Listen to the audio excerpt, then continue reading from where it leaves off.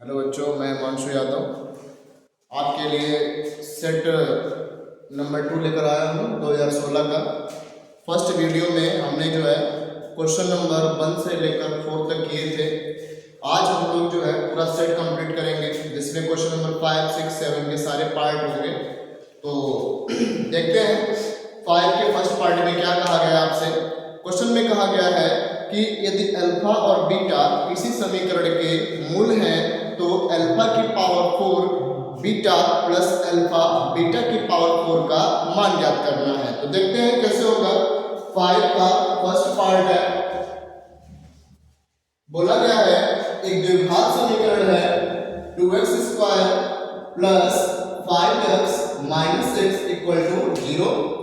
इसके मूल यदि अल्फा और बीटा है तो आपसे कहा गया है कि अल्फा की power 4 beta plus beta alpha की पावर 4, इसका मान हमें ज्ञात करना है। तो हम करेंगे क्या, सबसे पहले आपको पता होना चाहिए कि यदि कोई द्विघात समीकरण आपको दिया जाए तो उसके मूलों का योगफल और मूलों का गुणनफल क्या होता है। तो देखेंगे हम सबसे पहले जो भी समीकरण दिया है उसको समीकरण नंबर 1 डाल दीजिए। उसके बाद हम लिखेंगे क्या, लिखेंगे समीकरण 1 की तुलना ax² plus bx plus c equal to 0 से करने पर। तो यहाँ से हमें क्या मिलेगा, a b c के मान मिल जाएंगे। तो देखिए जरा, x² का गुणांक यहाँ पे a है और यहाँ पे x² का गुणांक क्या है, 2 है।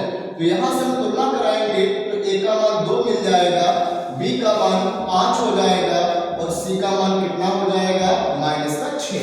अब क्या करोगे आप, इन्होंने कहा है कि मूलों का योगफल और मूलों का गुणनफल पहले निकालो। तो हम जानते हैं मूल इन्होंने अल्फा और बीटा दिए हैं, तो मूलों का योगफल यानी अल्फा प्लस बीटा बराबर सूत्र होता है माइनस का b अपॉन a। b का मान है 5, तो माइनस का 5 बटे a का मान कितना है, 2। तो यहाँ से हमने अल्फा प्लस बीटा का मान निकाल लिया है। उसके बाद हम क्या करेंगे, मूलों का गुणनफल निकालेंगे।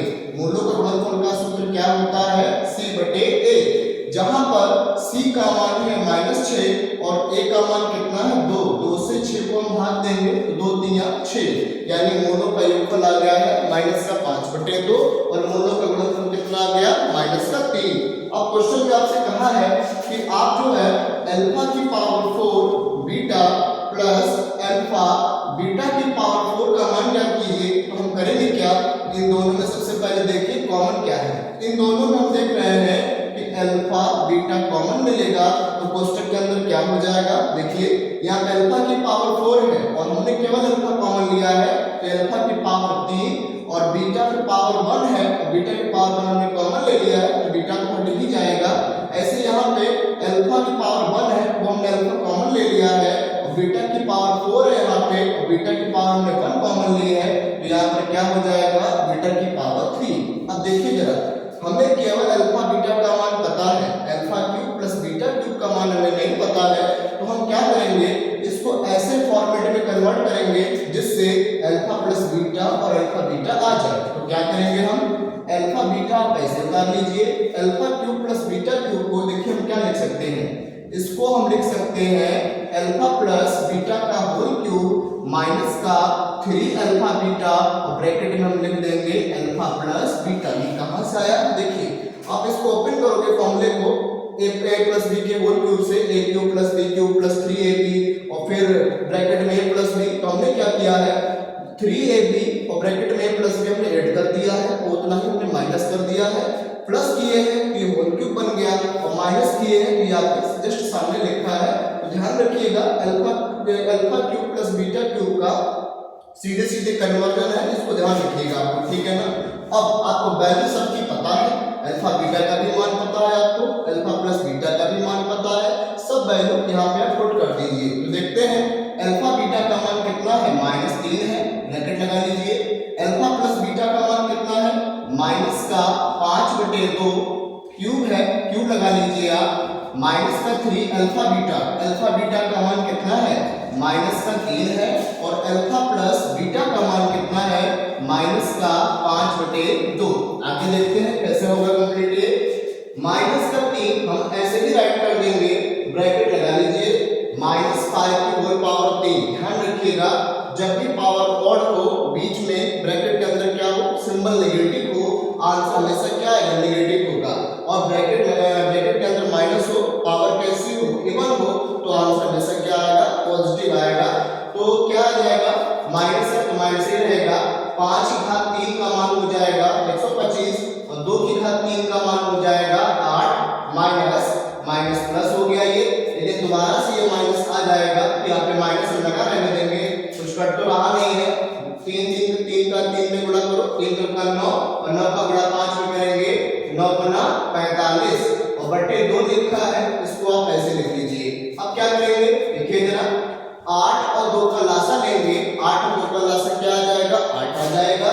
8 का भाग 8 में देंगे, एक बार जाएगा तो 1 का गुणा 125 में करेंगे, 125 ही रहेगा। और 2 का भाग 8 में देंगे, 4 बार जाएगा भाग, तो 4 का गुणा हम 45 में देंगे, तो कितना आएगा, 5 चौके 20 हासिल 2, 4 चौके 16, 16 और 2 18। ठीक है। अब देखिए माइनस का 3 ऐसे लिख लीजिए आप, इन दोनों को जरा सॉल्व कर लीजिए, कितना आएगा ये, 5 और 0 5, 8 2 10, 1 1 2 और 1 3, माइनस का 305 बटे 8। देखिए कटेगा कुछ नहीं, ठीक है, आपको मल्टीपल ही करना है। माइनस माइनस 1 10 हो गया, 3 का अंदर गुणा कर देंगे, ये बचे 15 और फिर 3 और 9 यहाँ पर हो जाएगा बटे 8। तो यदि आपको इसका मान पूछे अल्फा की power 4 beta plus alpha beta की पावर 4, इसका आंसर क्या आ जाएगा, 915 बटे 8। ठीक है, ये जो है इसका आंसर हो जाएगा, इसको आप लोग बता लीजिए। इसका आंसर देख लीजिएगा आप लोग, या तो इसकी इक्वेशन गलत होगी या तो इसका आंसर गलत हो रहा होगा। यदि इसकी इक्वेशन ये है, इसका आंसर ये आएगा। आंसर शीट में मैच नहीं कर रहा है आंसर वाले में, आप लोग देख लीजिएगा, इक्वेशन ये होगी, इसका आंसर यही आएगा। ठीक है ना, पूरी तरीके से सही लगा है। अगला क्वेश्चन हम लोग देखते हैं, इसके जो इसका सेकंड पार्ट है, ये यूक्लिड वाला, ये क्वेश्चन हट गया सिलेबस से, ठीक है, तो इसको हटा दीजिए आप लोग। हम लोग देखेंगे इसका थर्ड पार्ट का नंबर। अगला क्वेश्चन इसी का गा पार्ट है। बोला गया कि 24 सेंटीमीटर व्यास और 6 सेंटीमीटर ऊंचे लंबवृत्तीय शंकु को पिघलाकर एक ठोस गोले का पृष्ठीय क्षेत्रफल आपको बताना है। देखिए ये गलाने वाले जितने भी क्वेश्चन आ जाए कि किसी को गलाकर दूसरा पार्ट बनाया जाता है, इस कंडीशन में आप हमेशा ध्यान रखिए, जो भी पार्ट होगा उसका हम क्या निकालेंगे, हमेशा आयतन निकालेंगे। तो बोला है कि एक शंकु है जिसका व्यास आपको 24 सेंटीमीटर दिया है और ऊंचाई 6 सेंटीमीटर दे रखी है, तो इसको नोट कर लेते हैं। क्या क्या दिया है, एक शंकु है जिसका व्यास आपको दिया है 24 सेंटीमीटर। अब हम जानते हैं कि यदि व्यास दिया है तो ये त्रिज्या निकालनी है शंकु की, तो इसका आधा कर दीजिए। व्यास 24 है तो त्रिज्या आ जाएगी 12 सेंटीमीटर। उसके बाद कह रखे कि जो शंकु की ऊंचाई है वो कितनी दे रखी है आपको, 6 सेंटीमीटर शंकु की ऊंचाई दे रखी है। अब कहा गया है इसको पिघलाकर क्या बनाया गया है, एक गोला बनाया गया है, उस गोले का पृष्ठीय क्षेत्रफल आपको निकालना है। तो हम क्या करेंगे, सबसे पहले देखेंगे कि शंकु को पिघलाकर गोला बनाया जाता है तो दोनों का आयतन कैसा होगा, समान होगा। ठीक है, तो लिखेंगे हम शंकु का जो आयतन होगा वो किसके बराबर होगा, गोले के आयतन के बराबर। ठीक है, अब देखिए यहाँ पे शंकु का आयतन हम जानते हैं, शंकु का आयतन क्या होता है, 1/3 पाई आर स्क्वायर एच, गोले का आयतन होता है 4/3 पाई आर क्यूब। जो कट रहा है उसको काट दीजिए आप, पाई/3 ये कट गया। और यहां से देख लीजिए इसका जो त्रिज्या है वो कितना दिया है, शंकु की त्रिज्या दे रखी है 12 सेंटीमीटर, तो यहाँ पे 12 लिख देंगे। और एच का मान कितना है, 6 है, तो यहाँ पे लिख देंगे 4r³। अब क्या हो गया, यहाँ से r का मान निकालेंगे, कितना आएगा r का मान, देखिए 4 × 4, 4 × 3 12, तो यहाँ पर आया है 12 × 3 36 और यहाँ पे लिखा है 6 बराबर r³। देखिए यहाँ पे लिख क्या सकते हैं, 36 को हम लिख सकते हैं 6 × 6, ये तो पहले से ही 6 है, और यहाँ पे क्या लिखा है r³। अब आपको पता है इधर क्या है, क्यूब है, तो क्यूब इधर आएगा तो इधर क्या लग जाएगा, क्यूब रूट यानी घनमूल। तो 6 6 6 इन सभी का घनमूल क्या हो जाएगा, एक जोड़ा बन जाएगा। यानी जो शंकु है, सॉरी जो गोला है उसकी त्रिज्या कितनी आ गई, 6 आ गई। आपसे पूछा है कि गोले का क्या निकालना है आपको, पृष्ठीय क्षेत्रफल निकालना है। तो लिखेंगे गोले का पृष्ठीय क्षेत्रफल क्या होता है, गोले का पृष्ठीय क्षेत्रफल 4 पाई आर स्क्वायर। तो 4 हम ऐसे लिखेंगे, पाई का मान 22/7 हम लिख देंगे। त्रिज्या कितनी आई गोले की, 6 × 6। ठीक है, सॉल्व कर लीजिए आप लोग इसको, कुछ कटेगा तो नहीं, सीधे सीधे मल्टीपल ही करना होगा। तो 22 का गुणा 4 में करेंगे, 22 × 88 और ये हो जाएगा 36/7। अब क्या करोगे आप, 88 और 36 का मल्टीपल करोगे, कितना आएगा, मल्टीपल कर लीजिए और जो भी आंसर आए यहाँ पे आप राइट कर दीजिए, या इसका आंसर बता देते हैं कितना आएगा।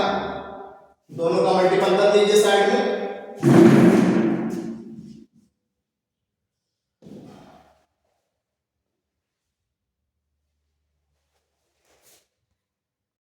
इस क्वेश्चन का आंसर जो है पाई में आ रहा है, पाई का मान मतलब किया, पाई का मान हटा दीजिए, पहले पाई का मान रख दिए तो आंसर मैच नहीं हो रहा था। तो हम क्या किए, जो भी पाई है उसको पाई को ऐसे उतार लीजिए। त्रिज्या है 6, तो 6 को हमने दिए 6 × 6, 6 का 6 में गुणा करेंगे 36 हो जाएगा, और 36 का 4 में गुणा करेंगे कितना आ जाएगा, 144 पाई सेंटीमीटर क्यूब। ठीक है, पाई का मान रखिए, चाहे रखिए, फिलहाल इस आंसर में पाई का मान नहीं रख रहा था तो हम भी नहीं रखेंगे, इसको ऐसे ही छोड़ दीजिए। ठीक है ना। अगला क्वेश्चन, अगले क्वेश्चन में आपसे कहा गया, इसी का घ पार्ट है, बोला गया कि 3 बिंदु है, तीनों बिंदु आपस में कैसे संरेख हैं। तो आपको सिद्ध करना है कि Pn = Qn। तो देखते हैं संरेख की कंडीशन क्या है। 3 बिंदु हमें दिए हैं, पहला बिंदु है P, Q, दूसरा बिंदु है M, N और तीसरा बिंदु है P - M, Q - N। आपसे कहा है कि तीनों बिंदु परस्पर कैसे संरेख हैं। तो आपको सिद्ध करके क्या लाना है, Pn = Qm। तो देखते हैं, संरेख की कंडीशन हमने आपको बताई है, जो त्रिभुज का क्षेत्रफल होता है वही संरेख का कंडीशन होता है। बस एक अंतर ये होता है कि त्रिभुज के क्षेत्रफल में आगे 1/2 लिखा होता है, बट यहाँ पे 1/2 हटा देते हैं और 1/2 में हम क्या लिख देंगे, 0 लिख देंगे। तो सूत्र लिख देते हैं पहले संरेख का, यहाँ पे पहले इंडिकेशन कर देते हैं, x1 y1 x2 y2, ये है x3 और ये है y3। तो लिखेंगे चूंकि तीनों बिंदु संरेख है तो कंडीशन क्या होगी, x1 y2 minus y3 plus x2 y3 minus y1 plus x3 y1 minus y2 = 0। यदि 3 बिंदु संरेख होंगे तो उनकी कंडीशन होगी x1 y2 minus y3 plus x2 y3 minus y1 plus x3 y1 minus y2। 23 31 12 इस तरीके से आप लोग इसको याद रखिएगा। ठीक है ना, सब वैल्यू पुट कर दीजिए। x1 का मान है p, y2 का मान है m माइनस y3 किधर है, ये देखिए y3 का मान लिखा है q माइनस n, बट आगे माइनस लगा है तो माइनस का अंदर मल्टीपल कर देंगे तो माइनस माइनस क्या हो जाएगा, ये प्लस हो जाएगा। उसके बाद x2 लिखा है, x2 का मान m है, y3 का मान ये है, देखिए लिखा है q minus n minus y1 का मान कितना है, q है तो q पुट कर देंगे हम, और प्लस x3 का मान देख लीजिए, लिखा है p माइनस m और लिखा है y1 माइनस y1 का मान है q माइनस y2 का मान है n। ठीक है, = 0 तो चल ही रहा है क्योंकि संरेख तो दिया गया है। इसको सॉल्व करते हैं, देखिए सॉल्व क्या करें, कुछ कट रहा है क्या, q से q काट दीजिए और नहीं कुछ कटेगा। ठीक है, तो p का गुणा n में करेंगे, ये हो जाएगा pn माइनस p का गुणा हम q में करेंगे तो pq हो जाएगा, और p का गुणा हम n में करेंगे ये हो जाएगा pn। ठीक है, ऐसे m का गुणा हम n में करेंगे ये हो जाएगा mn, और p का गुणा q में कीजिए ये हो जाएगा pq, p का गुणा n में करेंगे माइनस का np, ऐसे ही माइनस m का गुणा हम q में करेंगे तो mq हो जाएगा, और माइनस m का गुणा माइनस n में करेंगे माइनस माइनस प्लस हो जाएगा। अब देखिए कुछ कट रहा है क्या इसमें, plus pq minus pq, plus का pm और नहीं ये नहीं, हाँ ये प्लस का pn का np एक ही बात है, ये भी कट गया।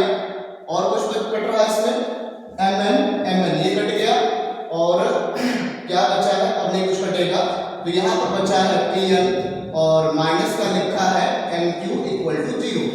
आपको आंसर यही आना है, पी एम ऐसे ही रहेगा, माइनस का एम क्यू या क्यू एम, एक ही बात बोलो, ठीक है। ये माइनस का नंबर उधर जाएगा तो कैसा हो जाएगा, प्लस का। तो इसको हम लिख सकते हैं पी एन इक्वल टू या तो एम क्यू लिखो या तो क्या लिख लो, क्यू एम लिख लो। तो क्वेश्चन में कहा गया था कि तीन बिंदु यदि संरेख है तो सिद्ध करके आपको लाना था P N equal to Q M. ये सिद्ध होके आपका जो है आंसर आ गया है। ये जो कि 4 नंबर का क्वेश्चन था, इसको आप लोग देख लीजिए। संरेख पूछा जाए तो संरेख की कंडीशन ये है, ठीक है। और त्रिभुज का क्षेत्रफल पूछ दे तो केवल इतना काम करना, आगे 1/2 का गुणा कर देना, ये 0 हटा देगा, तो वो आपका जो है त्रिभुज का क्षेत्रफल हो जाएगा, ठीक है।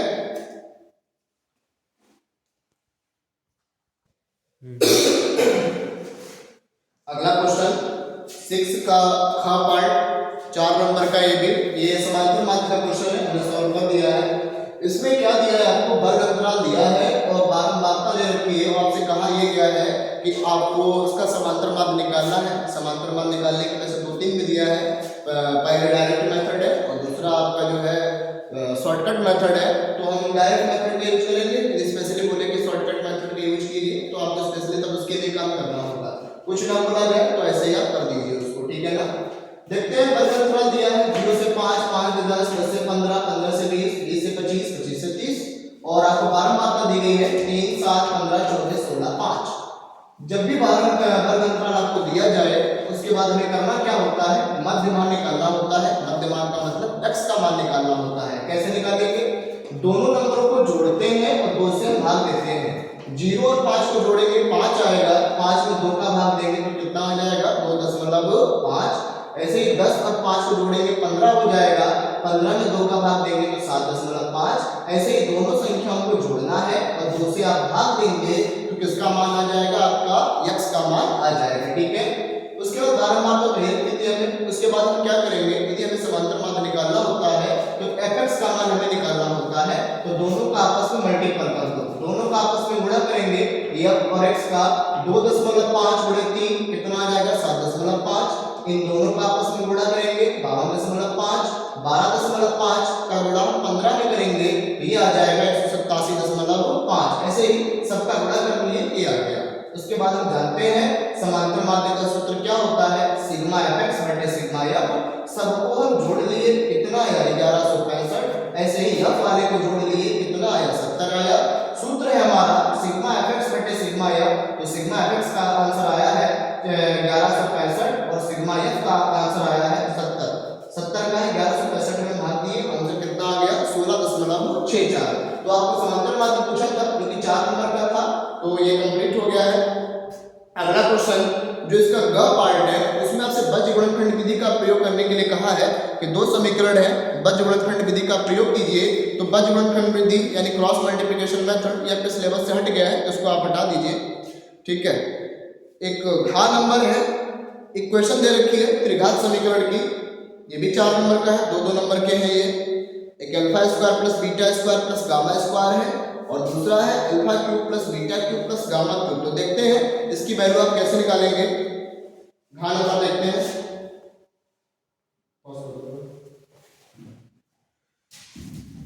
तो यही है 6 का घा पार्ट। इसमें एक आपको त्रिघात समीकरण दे दिया है और 2 पार्ट है, एक alpha square plus beta square plus gamma square का मान और दूसरा कह रहा है कि alpha cube plus beta cube plus gamma cube का मान आपको बताना है। तो कैसे आएगा देखते हैं। सबसे पहले इसको हम समीकरण 1 डाल देते हैं, इसकी तुलना हम कराते हैं ax cube plus bx square plus cx plus d से। तो क्या मिलेगा a b c d का मान हमें मिल जाएगा, ये हम बता दिए। उसके बाद हम सबकी वैल्यू भी निकाल लेते हैं। सबसे पहले जानते हैं alpha plus beta plus gamma बराबर क्या हो जाएगा माइनस का b अपॉन a। b का मान कितना माइनस का 5 है, माइनस तो पहले से ऑलरेडी लगा था तो माइनस माइनस एक प्लस हो गया, 5 बटे 1 का आंसर 5 ही आएगा। उसके बाद दो मूलों के गुणनफल का योग हम निकालेंगे, जिसका सूत्र क्या हो जाएगा c बटे a। c का मान कितना है 11 बटे a का मान तो एक ही है। उसके बाद मूलों का गुणनफल यानी अल्फा बीटा गामा, इसका सूत्र क्या होता है माइनस का d अपॉन a। सूत्र याद कैसे करेंगे, क्या है तरीका इनका, वो जरा सीख लीजिए। सबसे पहले क्या कीजिए, सबके बटे में a लिख दीजिए, a। उसके बाद सीरियल से आपको लिखना है b c d और अल्टरनेट साइन लगा दीजिए, माइनस प्लस माइनस, बस फॉर्मूला आपका कंप्लीट हो गया है।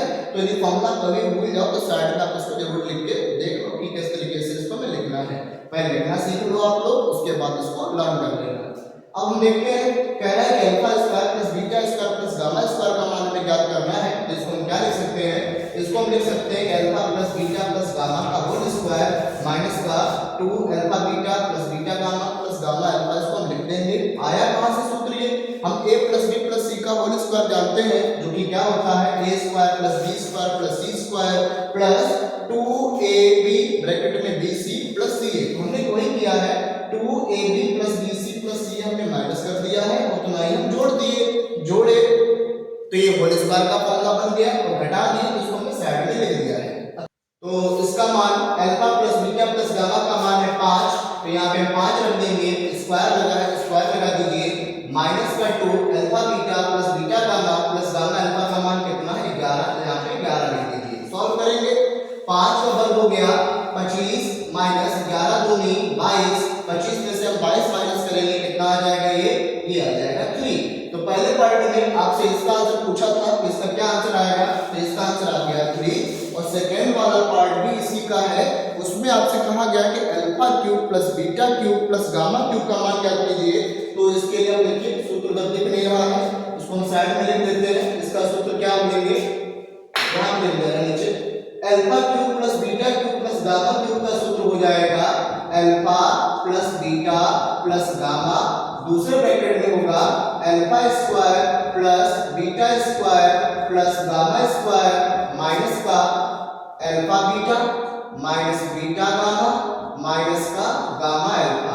उसके बाद ये थोड़ा बड़ा सूत्र है, इसको याद कर लीजिएगा आप लोग। फिर उसके बाद हो जाएगा यहाँ पे प्लस 3 अल्फा बीटा गामा, आ रहा है ठीक है।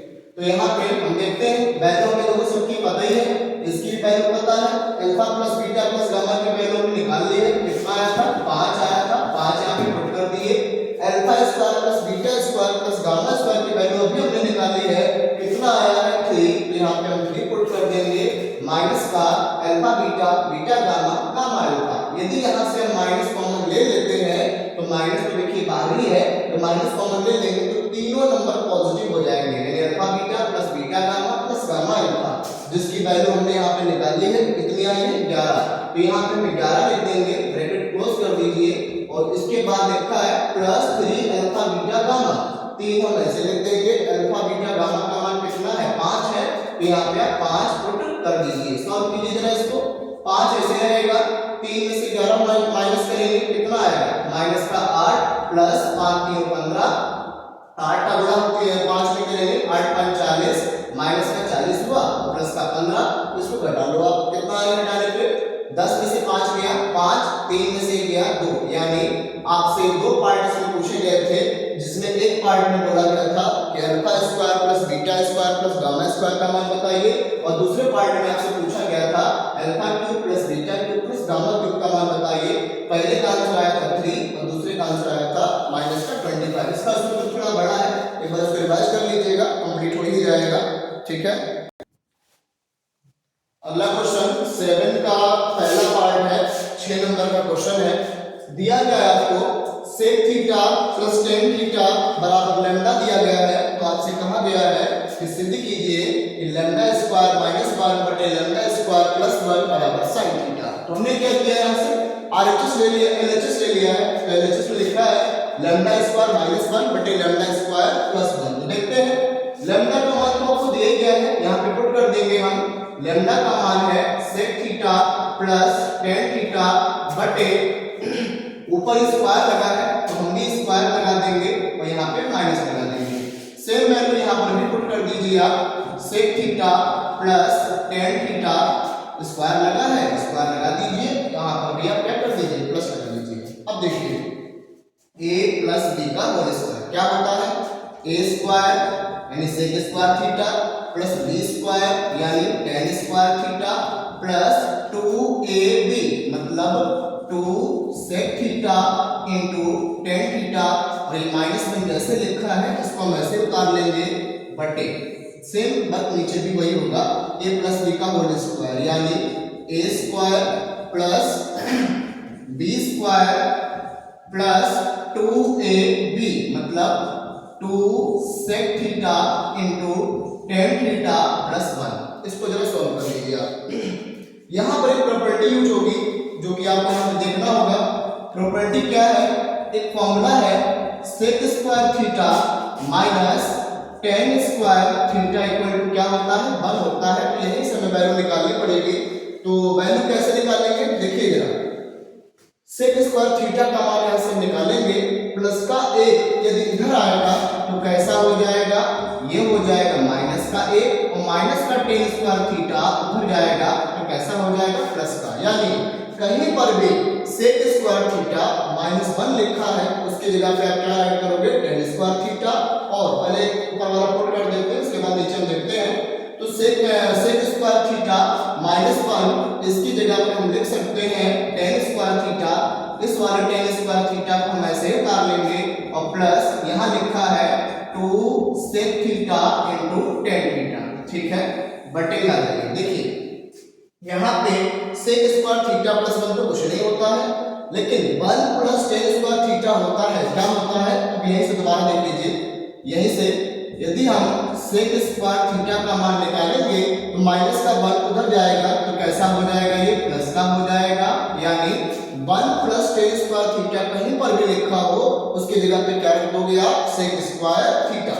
तो sec स्क्वायर थीटा ये तो पहले से ही है, इसको ऐसे उतार लीजिए, और 1 प्लस tan स्क्वायर थीटा इसकी जगह पर भी हम लिख देंगे sec स्क्वायर थीटा, और यहाँ पे लिखा है 2 sec theta into tan theta. ठीक है, इसके बाद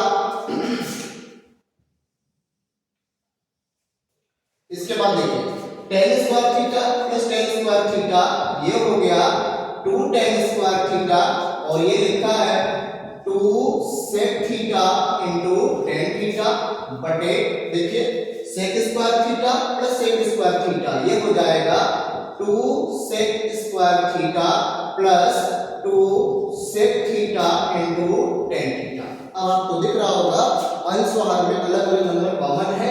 ऊपर से हमें कॉमन मिल रहा है 2 tan थीटा, कॉमन ले लेंगे तो क्या बचेगा? ये हो जाएगा tan theta plus 2 tan theta common ले लिए हैं, तो यहाँ पर बचेगा sec थीटा बटे, नीचे देखिए 2 sec थीटा यहाँ पर भी है, 2 sec थीटा यहाँ पर भी है, तो यहाँ से हम कॉमन ले लेंगे 2 sec थीटा, तो यहाँ पर बचेगा sec theta plus 2 sec theta common ले लिए, तो यहाँ पर बचेगा tan थीटा। अब देखिए sec theta plus tan theta, sec theta plus tan theta, इसको हम क्या करेंगे? काट देंगे, है ना। तो 2 से 2 भी कट जाएगा, तो यहाँ पर बचेगा tan थीटा बटे sec थीटा। tan थीटा का सूत्र होता है sin थीटा बटे cos थीटा, और sec थीटा का सूत्र होता है 1 बटे cos थीटा। cos से cos हटा दीजिए, आंसर क्या आ जाएगा? sin theta. LHS is equal to RHS। आपको प्रूफ करके इसको सिद्ध करके sin थीटा लाना था, तो हमने LHS लिया, वैल्यू पुट कर दिए लैम्डा की, लैम्डा का मान दिया गया था a प्लस b का होल स्क्वायर, अंश और दोनों जगह लगा दिए। होल स्क्वायर ओपन करने के बाद दो सर्व समीकरणों का यूज हुआ है इसमें। sec स्क्वायर थीटा -1 की जगह पर हमने लिख दिया है tan स्क्वायर थीटा, और 1 प्लस tan स्क्वायर थीटा की जगह पर हमने लिख दिया sec स्क्वायर थीटा। दोनों को प्लस कर लिए, कॉमन ले लिए, जो कटा काट दिए, बाकी का आपका आंसर आ गया। ठीक है, अगला क्वेश्चन देखते हैं। अगला क्वेश्चन से इसी का अथवा वाला दिया है।